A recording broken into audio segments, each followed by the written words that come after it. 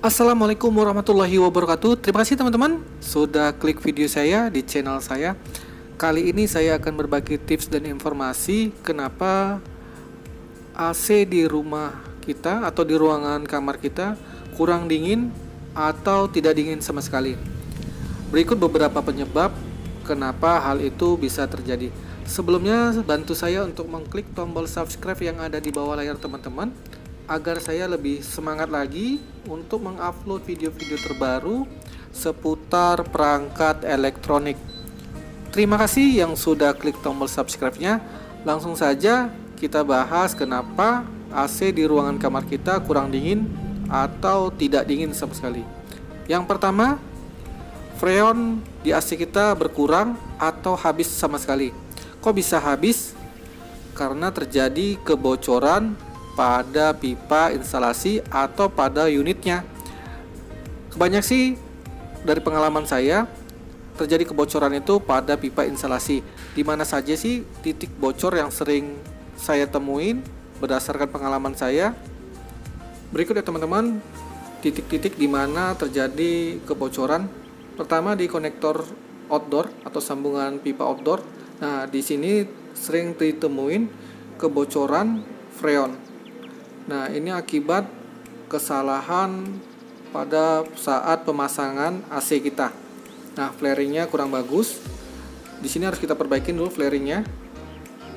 Yang berikutnya adalah di sini di sambungan antara indoor dan outdoor. Di Nepal ini juga sering ditemuin kebocoran gas freon. Nah, di sini juga akibat dari flaring pipa yang kurang baik sehingga terjadi keretakan. Selanjutnya lagi, yang terakhir yang sering saya ketemuin adalah pada pipa tekukan ya, pada siku. Nah, di sini karena menggunakan pipa yang tipis, tidak standar, maka saat pembengkokan itu terjadi keretakan. Itulah tadi di mana tempat-tempat posisi yang sering terjadi kebocoran pada AC sehingga freon AC berkurang bahkan habis. Nah, sekarang yang kedua, faktor penyebab AC di ruangan kamar kita kurang dingin atau tidak dingin sama sekali adalah karena luas kamar kita dan kondisi kamar kita tidak sesuai dengan kapasitas AC yang kita gunakan. Berikut tips cara menentukan kapasitas AC untuk kamar kita atau ruangan. Baik teman-teman, saya akan coba jelaskan bagaimana cara mencari kapasitas AC yang cocok dengan luas kamar dan kondisi kamar kita. Di sini ada gambar rumah ya, denah rumah. Ini ada kamar A, kamar B, kamar C, dan kamar D. Ini kita anggap saja luas kamarnya sama ya teman-teman. Hanya saja yang membedakan kamar A dan kamar B, dinding kamarnya itu terpapar panasnya sinar matahari secara langsung.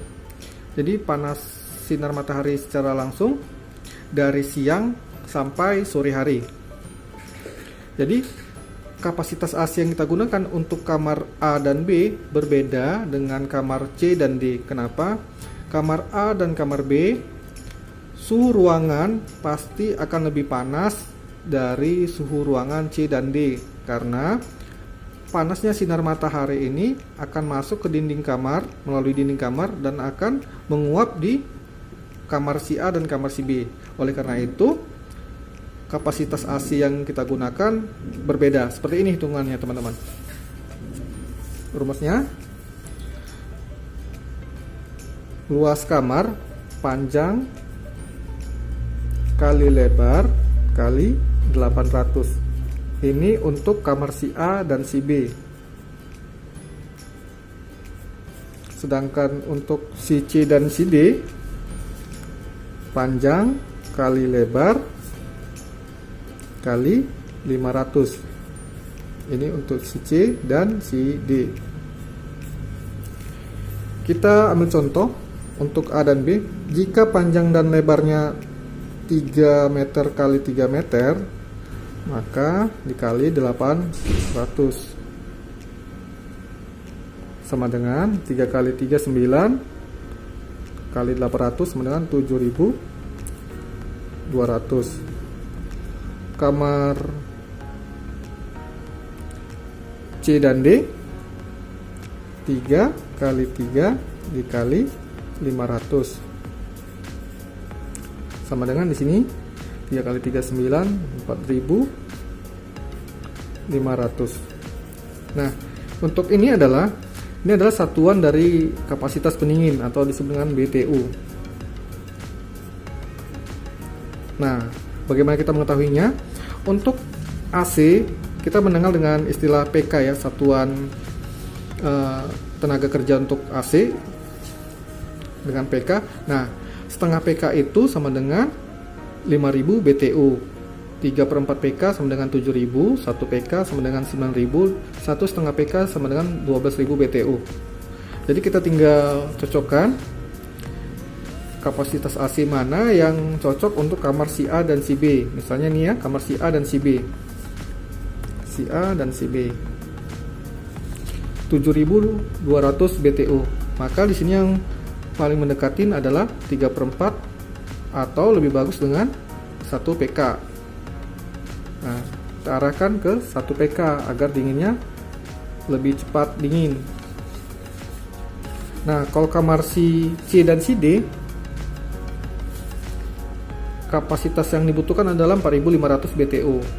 Maka di sini dia hanya menggunakan setengah PK saja. Dia hanya bisa menggunakan setengah PK.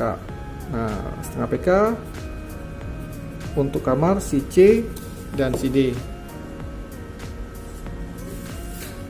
Jadi, apabila kamar ini A dan B yang terkena sinar matahari langsung, walau luas kamarnya sama dengan C dan D, ini berbeda ya. Ini 1 PK dan ini setengah PK.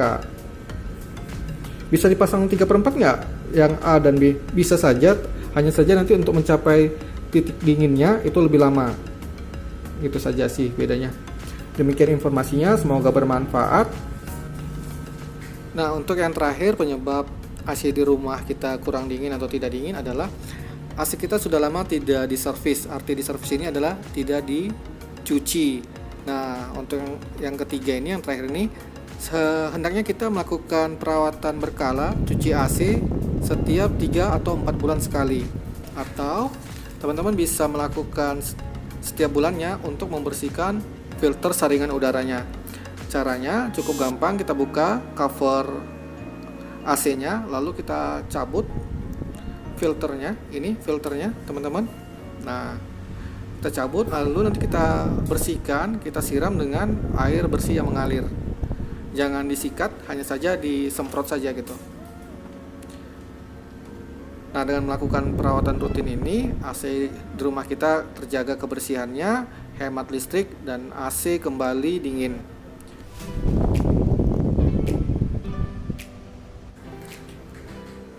Itulah tadi beberapa penyebab kenapa AC di ruangan kita atau di kamar kita kurang dingin atau tidak dingin sama sekali. Semoga bermanfaat tayangan ini. Jangan lupa klik tombol subscribe-nya. Terima kasih. Assalamualaikum warahmatullahi wabarakatuh.